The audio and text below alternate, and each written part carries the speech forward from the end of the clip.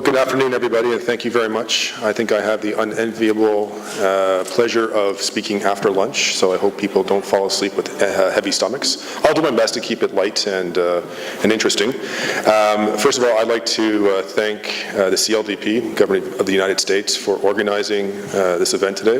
It's a real pleasure to be here. I'd also like to thank the government of Ukraine for their very hospitable welcome, including having the weather feel just like home. It's great seeing the snow outside, but it's a few degrees warmer than Ottawa. But in any case, it's nice. It's great to be here. So the purpose of my presentation today, my objective is to provide you, the audience, with an overview of the type of procurement activities that are covered by Canada under its WTO GPA obligations. So I hope it's a practical overview for you. So without much further ado, we'll get started here. There we go. So just some background, some context for you. Canada was an original party to the 1994 GPA, so we've been in this agreement since the beginning. And we take an active role in the committee. We'd like to see good progress in the committee in terms of accessions, as well as the other work programs that the committee has set out for itself in managing the agreement. And we have a very good relationship with the vast majority, if not all, the WTO GPA parties, and work as part of the team to advance the agreement. I'll note that the revised GPA was a groundbreaker for Canada in some respects, most particularly in regard to our sub-federal entities, Canada's provinces and territories. The revised GPA marked the first time that these levels of government had taken on international procurement obligations in a plurilateral agreement.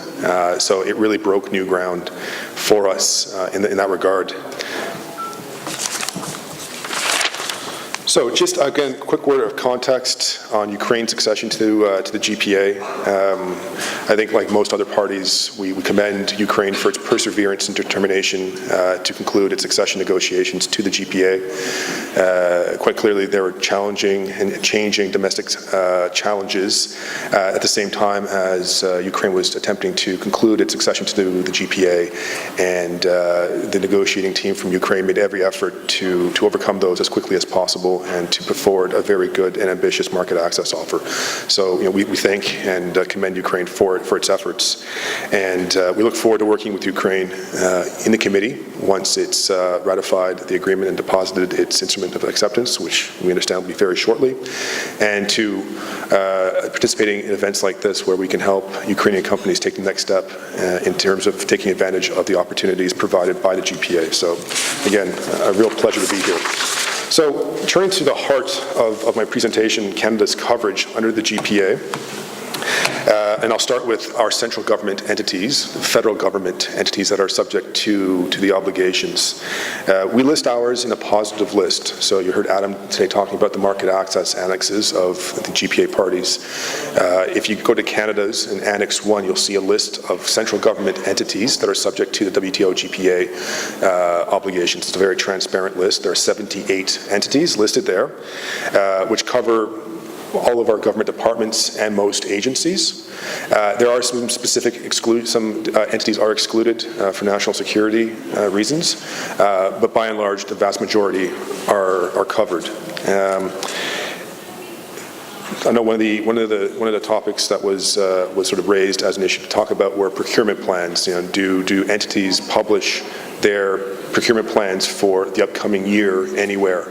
That's not a requirement for Canadian federal government departments to publish such a procurement plan every year, but some do it as a matter of good procurement policy. So if using search engines like Google, you can find some of these procurement plans online, but you won't find a standardized central list of all these procurement plans, as it's not a requirement for central government agencies.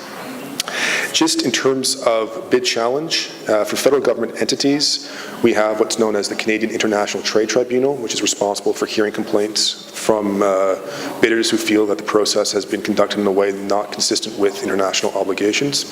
And it's a very transparent process. It's very easy to access, and you can go to the CITT website and assess past decisions that the tribunal has taken, understand the rationale for making certain determinations, for example, why they or why not they chose to investigate certain procurements. In any case, so it's a process that is used by many bidders, and one that we think works quite well. Certainly, I think this was a question that was asked in one of the previous presentations. Bidders can also choose to pursue challenges in court if they so choose. It's also an option available to them. So that's the federal government entity coverage. Moving to the sub-federal realm, and I think here it's important to note that, if you think of procurement as an iceberg, the federal government procurement is just what you see above the waterline. The vast majority is below the waterline, and that's true in terms of procurement as well, where the vast majority of procurement in Canada is done at the sub-federal level, i.e. by the provinces and territories. So covering procurement by these entities in our agreement is a significant step for Canada, and also one that provides good market access opportunities for foreign suppliers looking to sell their goods and services to these levels of government. So all of our provinces and territories are covered by Canada's GPA commitments, so all 13 provinces and territories, 10 provinces, 3 territories. Most of the provinces and territories have used a definitional list or definitional approach to covering their entities. So you would see, for example, under Alberta, all government departments and agencies are covered by this agreement. It's a very simple way of defining their coverage. Coverage is limited to departments and agencies. So in other words, the MASH sector, municipalities, schools, hospitals, are not covered by Canada's GPA obligations. And it's just something to be aware of. Again, the federal government cannot impose obligations on our provinces and territories. They have a high degree of autonomy within the Canadian Federation. So it behooves the federal government to work very closely with the provinces and territories in procurement issues that affect them. And we do so with regard to the GPA. Work very closely with the provinces and territories in the negotiation of the agreements and in the implementation of the agreement. And we follow up very closely on a regular basis with our provincial and territorial counterparts on issues of management of the agreement. For example, in replying to work programs set out by the Secretariat. So if you have access to those, you'll see that we do include information on the sub-central level whenever we can. And each province and territory is responsible for their own bid challenge mechanism for suppliers. Okay, so moving on to our state-owned enterprises that are covered under the agreement. And here we have, again, a positive list. You can see the 10 entities that are covered there, and they range from some of the very large ones like our Canada Post Corporation is covered by the GPA obligations, as well as our national rail carrier Via Rail, to some smaller entities like our museums and the National Capital Commission, for example. So it's a positive list of entities, and they are all fully compliant with their GPA obligations. And I would invite you to take a look, if you're interested, at what these entities procure by going to their websites. So moving on to the goods coverage, and again, like virtually all GPA parties, Canada covers procurement of all goods. So if a covered entity is doing procurement above the procurement threshold, all goods are covered, with the exception of the Department of National Defence, the Coast Guard, the Royal Canadian Mounted Police, and provincial police departments, where a positive list of goods applies. And as you can imagine, this is done for security purposes. Those entities do often procure goods that are sensitive and require very specialized tooling or inputs, where the procuring entities need to have a maximum degree of flexibility in how they procure those goods and services, those goods. But again, the list of covered goods is clearly outlined in Annex 4 to Canada's market access offer under the GPA. On services, we've used a positive list to identify those services that Canada covers in its market access offer to the GPA, and the list is divided into 2 parts. Part 1 applies to services that are covered just by Canada's central government entities, so Annex 1 and Annex 3 entities, the federal government entities, and then the second part are services that apply to central government entities, provinces and territories, as well as the Crown corporations.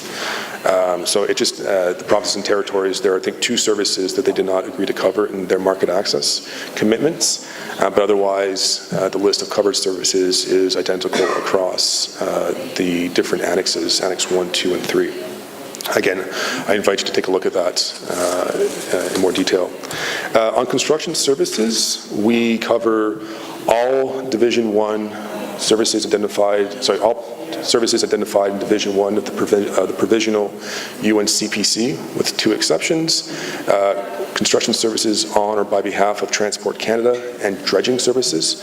I believe the dredging services example was highlighted in Adam's presentation earlier on, but with the exception of these 2 caveats, all construction services are covered above the threshold. The general notes, again, and this is, again, I think a good piece of advice that came out of Adam's presentation, is if you're interested in bidding on covered procurement, it's important to read the general notes, because this is where often you'll find more precision or some qualifications, caveats to the procurement commitments that parties have made. So here you can see a few examples of some of the procurement caveats or exclusions that we've taken in the GPA. So for example, we do not cover procurement done in support of Aboriginal persons in Canada. It's a very important social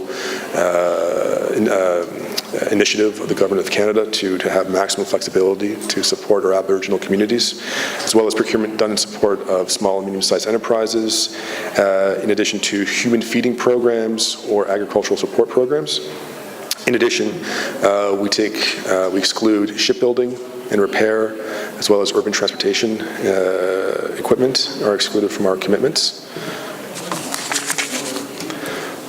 Okay, so I think maybe this is probably one of the more interesting slides for you. So we talked all about these commitments and the thresholds. Well, here are the thresholds that Canada applies that are currently in force for Canada. And I think it's important to note that these thresholds are calculated every 2 years and remain in force for those 2 years, unless there's a massive fluctuation of currency that makes this untenable. The purpose of doing this for a fixed period of 2 years is to provide both the procuring entities with certainty that above this threshold we have to follow the obligations, and below this value we have more flexibility, but also to provide the supplier community with clear guidance as to what that level of coverage is. And that that from January 1st, 2016 to December 31st, 2017, these are the values that will govern covered procurement. So, for our central government entities, it's 130,000 SDRs for goods and services, which translates into approximately 221,000 Canadian dollars.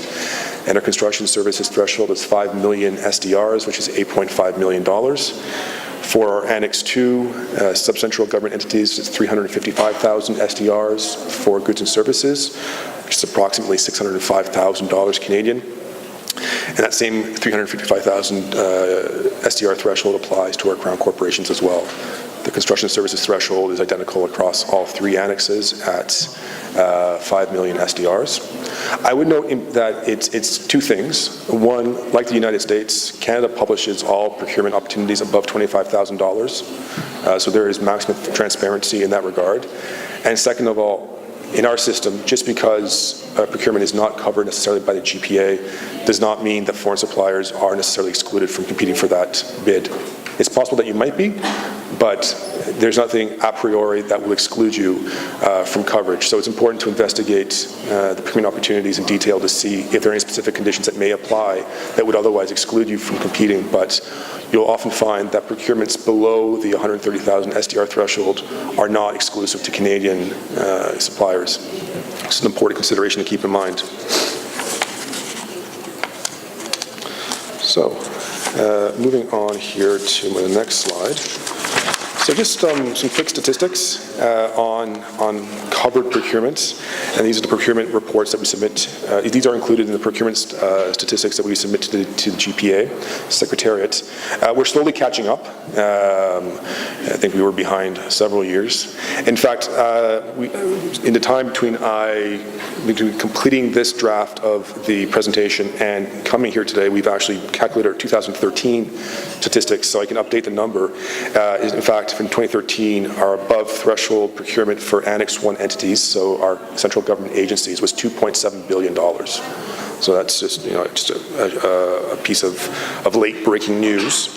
And just to give you a sense of what a lot of these procurements were, different areas. So for goods, major areas of purchases were IT goods, furniture, not surprisingly, we're in the government, so we need a lot of furniture, vehicles, and laboratory equipment.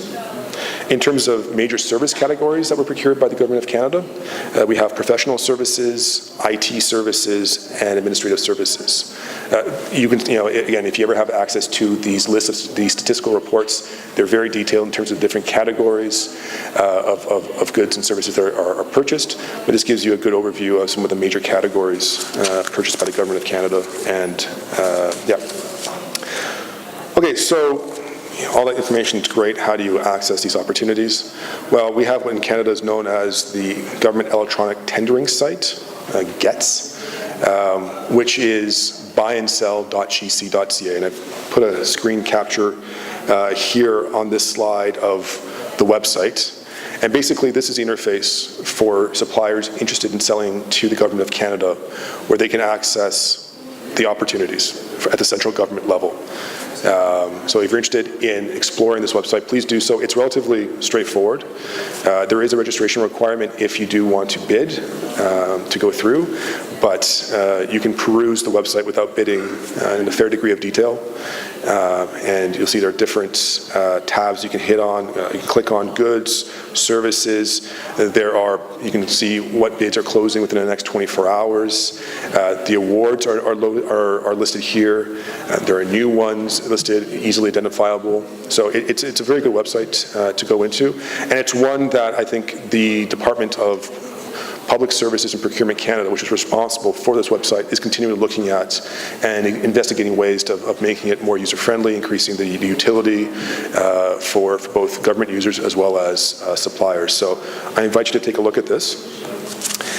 And then the next slide lists the tendering sites for our sub-central government level. So the 13 provinces and territories, this is where you can find opportunities that are covered by our various subnational entities. So all 13 are there, and you can see that the websites are relatively easy to access. And again, Google can be your best friend too if there are specific issues in terms of accessing one of these websites. So that's the presentation. I'll just close on just a few thoughts as I was listening to this morning's presentation, and I made a few notes to myself, a few things I wanted to note. I think first of all, I think anyone in business knows this is true. I think sometimes perseverance is what's necessary to access new markets. If at first you don't succeed, try again, is the old saying. Well, I think that's true, especially as you break into the government procurement market. These can be complicated markets, a lot of requirements. So it's important to persevere and to try, because I think that's where success will lie. Another thing to consider is, we've talked about, I think today, a lot about direct selling to the Government of Canada, selling your finished good or service to the government. Something else to keep in mind are ways, it may be worthwhile investigating ways that your company can feed into value chains of other companies that sell to the government. Leveraging your expertise in certain areas to the value chains of other companies to see there are synergies that can be realized in ways of accessing indirectly the government procurement markets of foreign nations. And that's something a thought I'd leave you with. And again, I think just going back to the perseverance, research is very important when looking to sell to foreign governments, making sure you have all your documentation in line. And I think someone from the United States mentioned that there are consultants that can help with these efforts, because often we're talking about very complicated bids. There's an article last week in one of the Canadian newspapers, just as a context, and it wasn't for a cover procurement, it was for a military procurement of search and rescue aircraft. Literally, the bidders had to rent trucks to bring their documents to our Department of Public Services procurement, thousands and thousands and thousands of pages. Just give you a sense of how complicated some of these procurements can be. So again, it really behooves you to do your research beforehand to understand what it is you're getting into. And just looking ahead to tomorrow, I'm happy to be here to answer questions about the Canadian market. I've also asked my colleague from the Canadian Embassy here in Kiev to join me, our Trade Commissioner, who can hopefully provide a bit more context and information on maybe specific questions you have about the Canadian market and ways of accessing the Canadian market that I can't or might not otherwise be able to offer you. In any case, that's the presentation. I'm happy to answer questions that you may have to the best of my ability. Any questions? No. Wow, good. Didn't put anyone to sleep. Good. Thank you very much.